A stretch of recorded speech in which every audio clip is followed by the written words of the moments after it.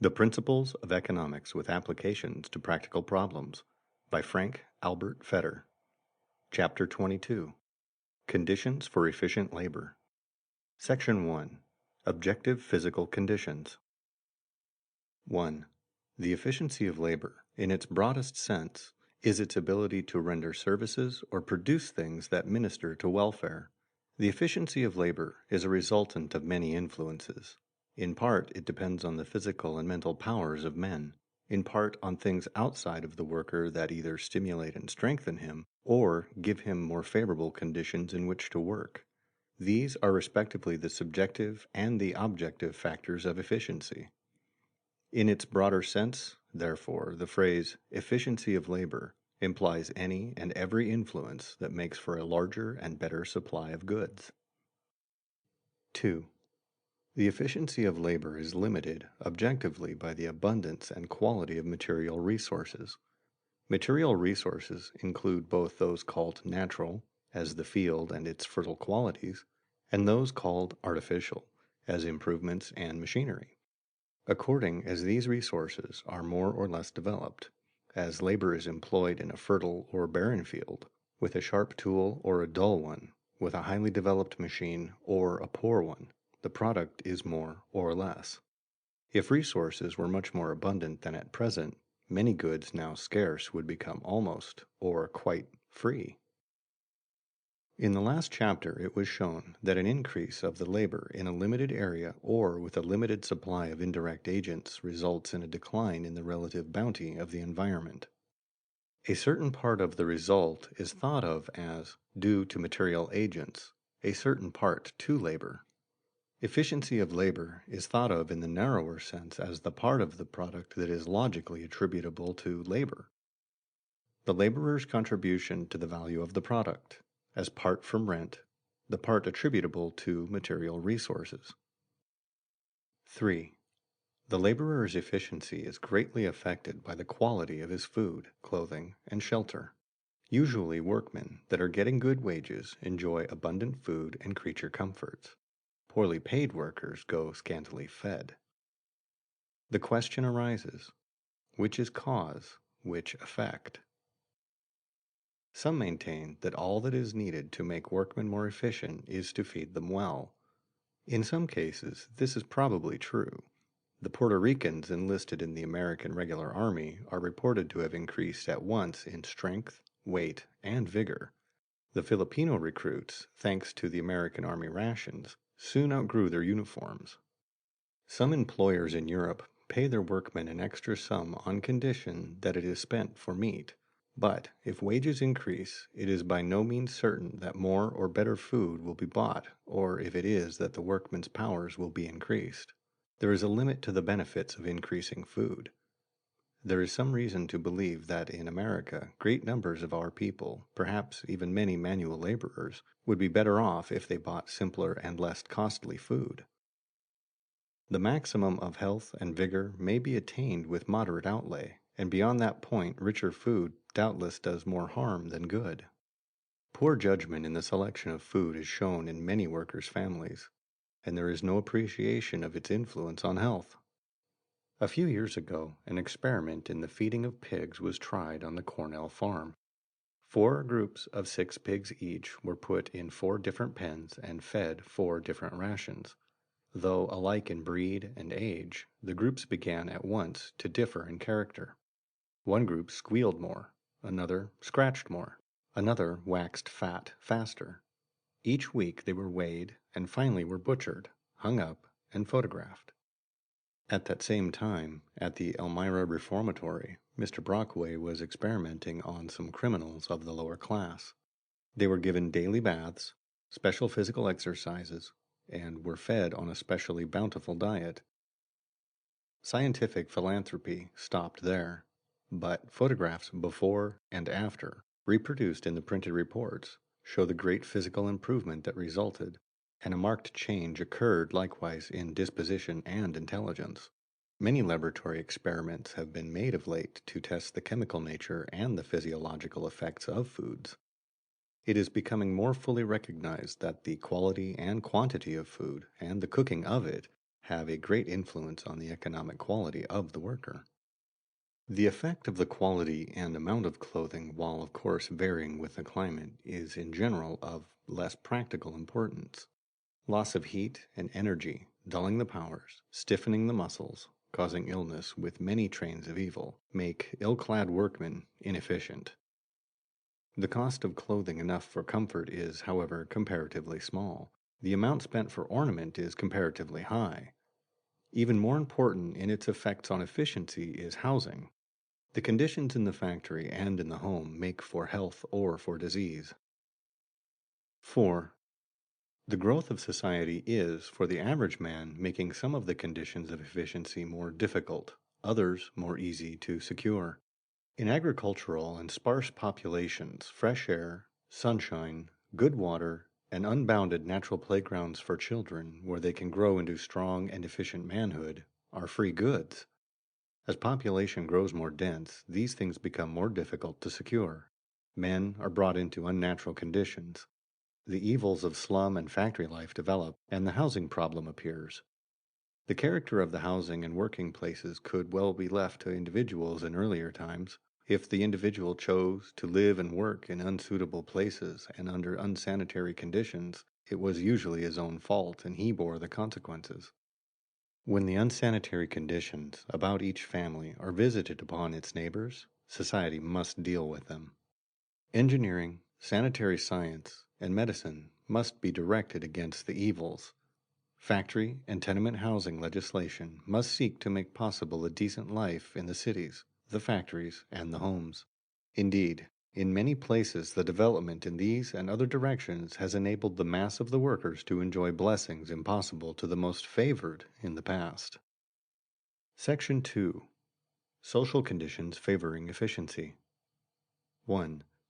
The first social condition for the worker's efficiency is political security. For the same reason that this condition is favorable to the growth of capital, it is essential if men are to labor in the present and for the future. As the framers of the Constitution expressed it, the function of government is to ensure domestic tranquility, provide for the common defense, and ensure the blessings of liberty to the citizen. Directness and certainty of reward are more essential than mere size of reward in ensuring action and effort. There must be a close relation between work and the fruits of work. Political insecurity weakens this relation and makes the reward dependent on chance. 2. The prevalence of standards of honesty in private and public business is a condition to high efficiency. Corruption in government has the same effect as political insecurity. In fact, it is but another form of it. We are accustomed to the thought that in an Asiatic despotism, a worker beginning a task is uncertain whether he will reap the reward, as public officials may at any moment seize upon the fruits of his labor. But in our own country, similar evils are not entirely lacking. Assessments often are unfair, and justice sometimes is bought. Men in high executive positions are able to make or mar the fortunes of their followers. Sometimes, a legislator from a country town goes to the state capital poor and returns rich. Such things, becoming generally known, tend to break down the motives to industry. They breed the notion that wealth is more dependent on chance or robbery than on efficient service. Dishonesty in private business means the use of energy not to produce wealth, not to add to the sum for all to enjoy, but to get it from someone else. Public corruption and commercial dishonesty alike entail on the industrious not only the immediate loss, but the far greater cost of weakened character, relaxed energy, and decreased efficiency of labor. 3. Custom and social ideals that raise or depress hope and ambition affect efficiency.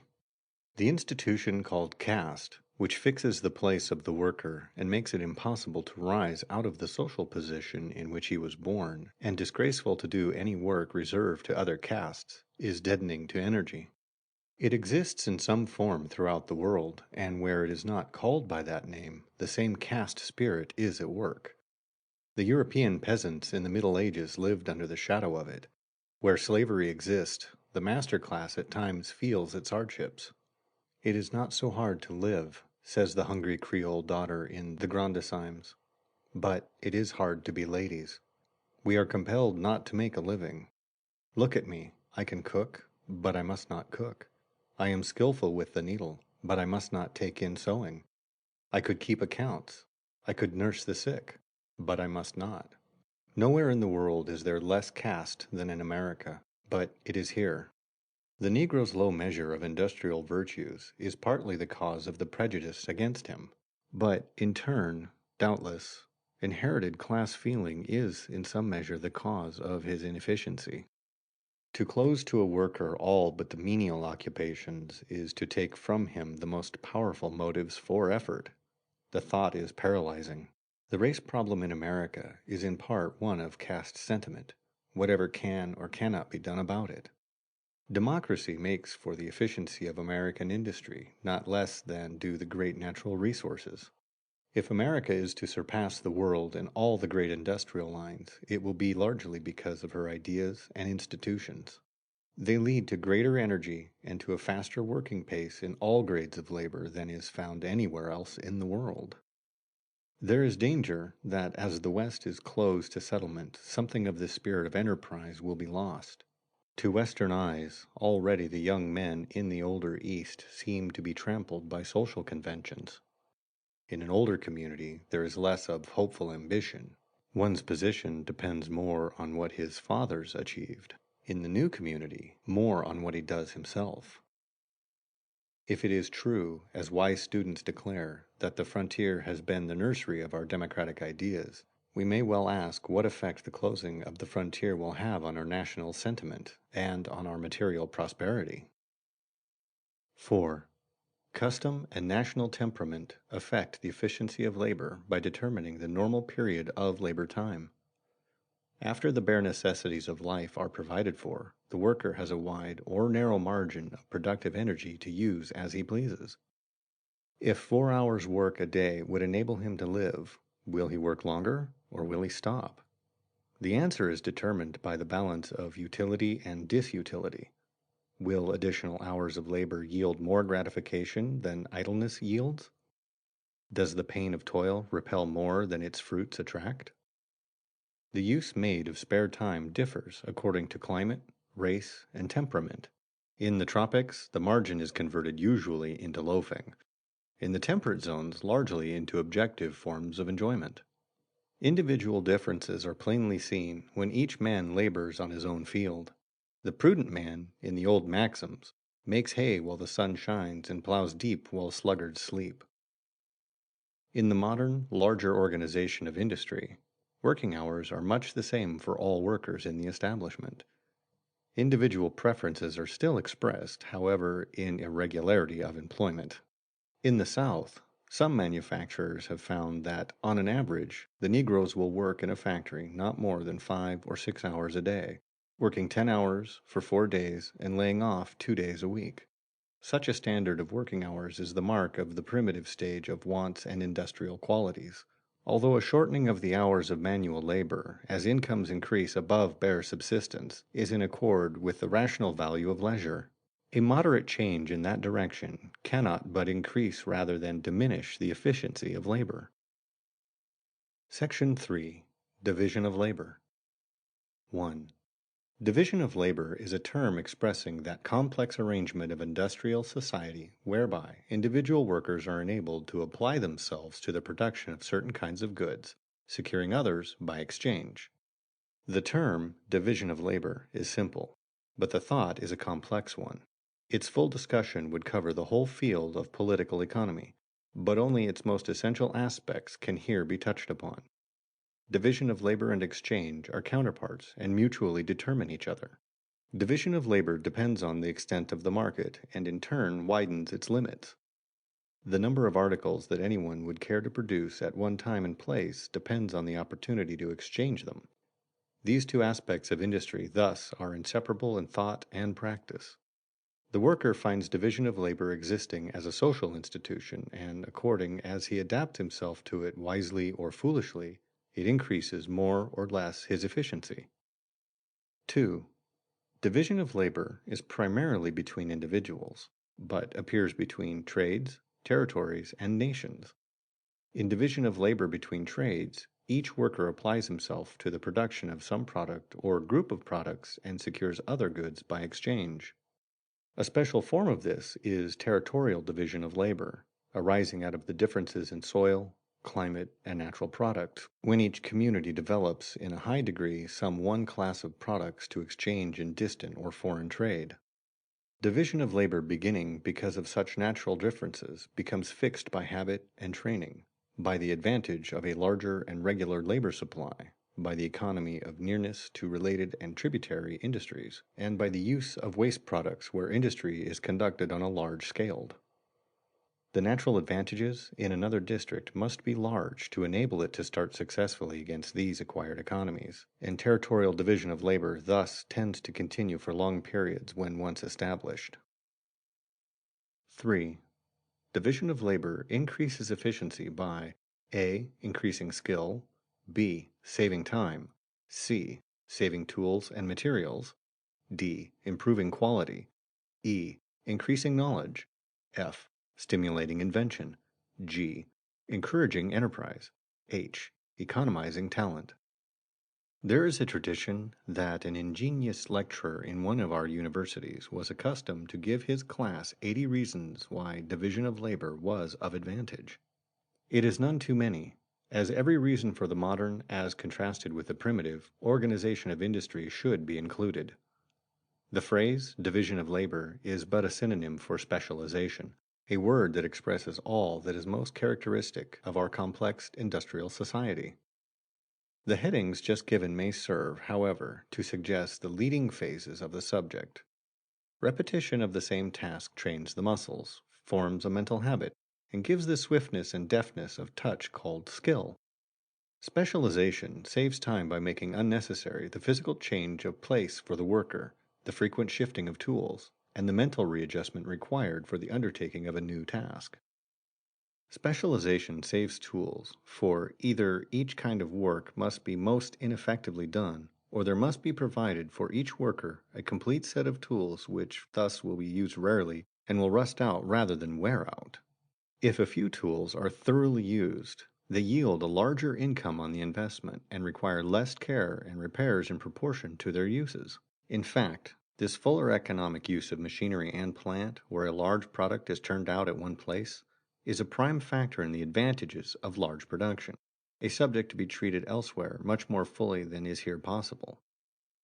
By specialization is made possible a quality of goods never to be secured by the less skilled efforts of the jack of all trades. The specialist steadily grows in knowledge of his materials and of the best processes, and he gains a power of delicate observation and faculty in meeting new difficulties that are impossible when attention is divided among a number of tasks. By dividing and simplifying processes, specialization stimulates invention. The most complex machines have been developed gradually by combinations and adaptations of simple tools, and the more a process is subdivided, the greater is the chance of hitting upon a device to repeat mechanically the few simple movements. Division of labor increases the motives of emulation and enterprise by making possible the more exact comparison of results. It economizes talent by giving to each the highest task of which he is capable, while fitting the less efficient workers into the minor places made possible by subdivision. In an American wagon factory, a one-armed man operating a machine is turning out as large a product and earning as high wages as any other employee.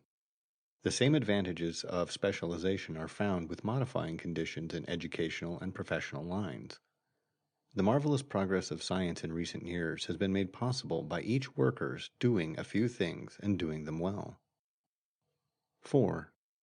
The individual worker, to attain his highest economic efficiency, must select from the occupations made possible by division of labor the one for which his talents are best fitted. It seems unnecessary to state this almost axiomatic truth, yet the slight reflection given to the choice of an occupation by most young people gives to this statement a very practical bearing. The world is filled with industrial misfits, round men in square holes, good carpenters spoiled to make poor doctors. It so often happens that the natural aptitude of the youth is the last thing, or, in any event, least considered. Unreasoning imitation, family traditions, parental wishes, Class pride, social prejudice, childish whim are often decisive of the life career. Happily, in some cases, before too late, the man finds himself, but too often the poverty of the family and the obstacles to education preclude the exercise of intelligent choice. It is of importance to society as well as to the individual that talent should be discovered in time, that tasks should be fitted to aptitudes, that each member of society should attain to his highest efficiency. The approach to this ideal, made possible by popular education, the decline of caste, and the spread of genuine democracy, the progress of social justice, will increase not only the worker's efficiency, but society's abiding welfare. End of chapter 22.